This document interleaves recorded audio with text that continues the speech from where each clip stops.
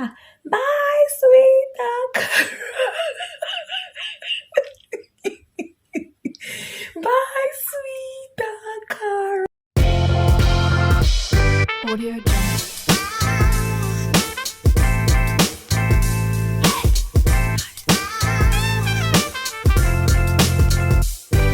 Audio Jungle.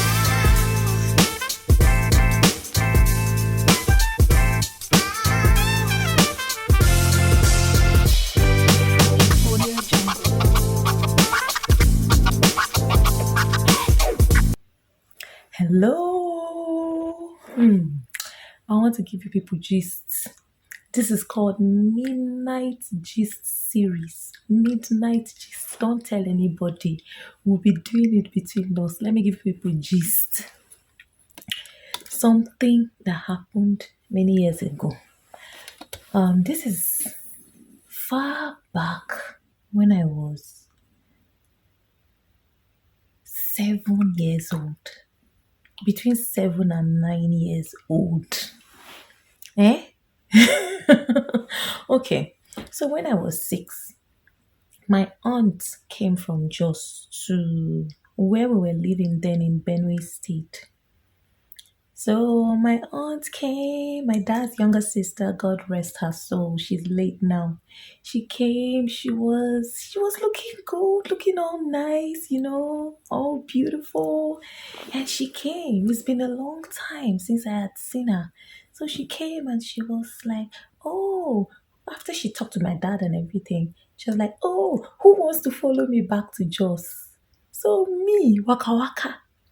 I said, me! I was small, around 7 years old at that time. I was like, me! She's like, oh yeah, you're following me back to Jos. She told my dad. My dad finally agreed. And somehow, when she was going, she came, she spoke to us. She now took me.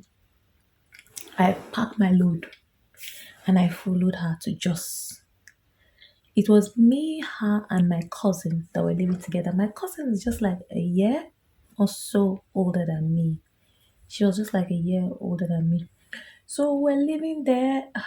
It was a time of experience for my young self at that time. So sometimes my aunt would just tell us, I'm coming. Let me go somewhere. I'll be back.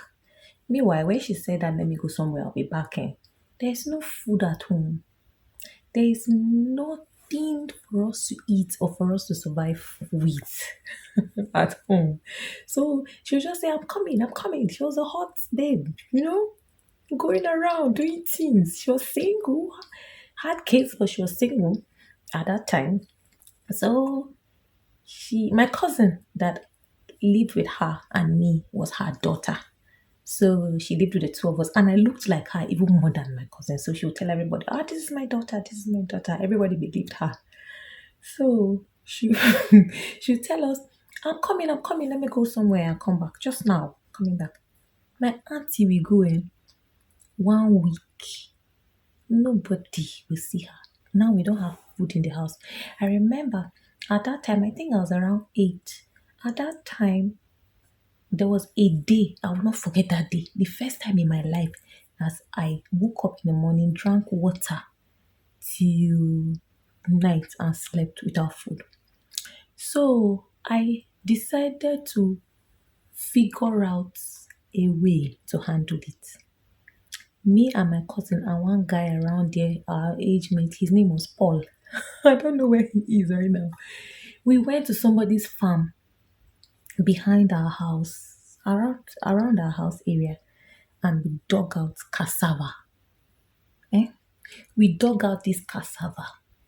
We brought it back, pound, grinded the cassava, and we made akara with this cassava.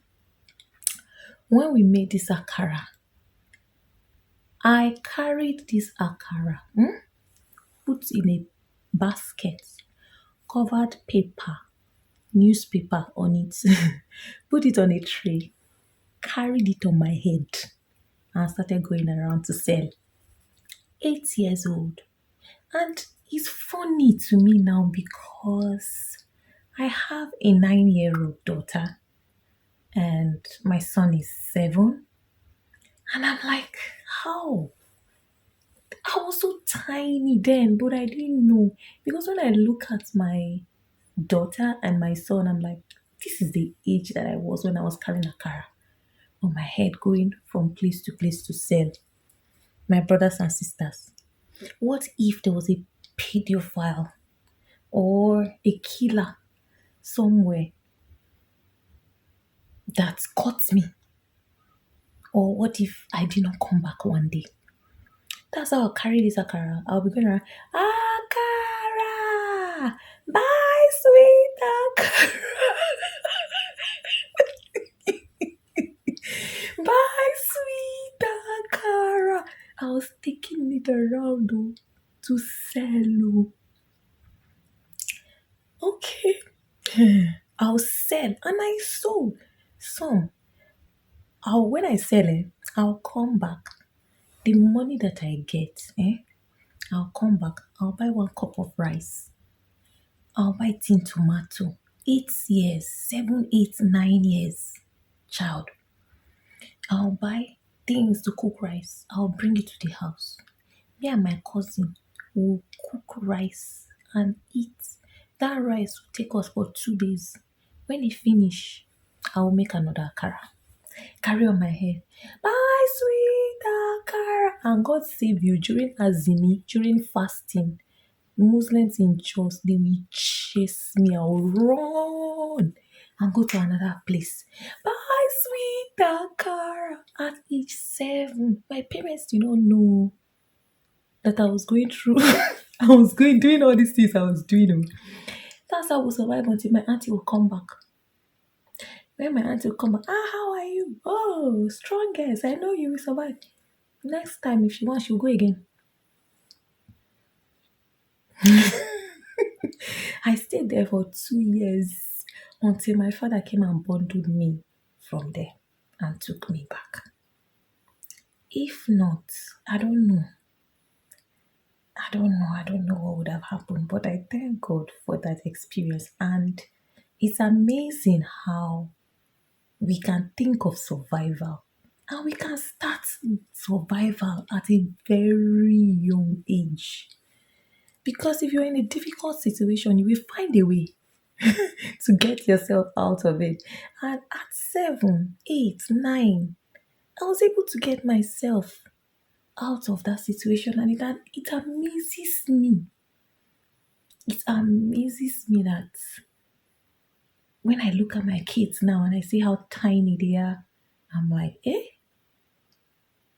was this small when I was thinking about that. Oh my God. It's amazing. I just said, let me gist you people about this. I want to be doing midnight gist series, when I give you gist of things, real life issues, because I've lived plenty things have happened in my life. So I want to be giving you this gist. This is just one of them. Thank you so much for watching. Please subscribe if you've not subscribed and like this video so I'll do more, and then we'll see how it will go. Thank you. Bye. Good night.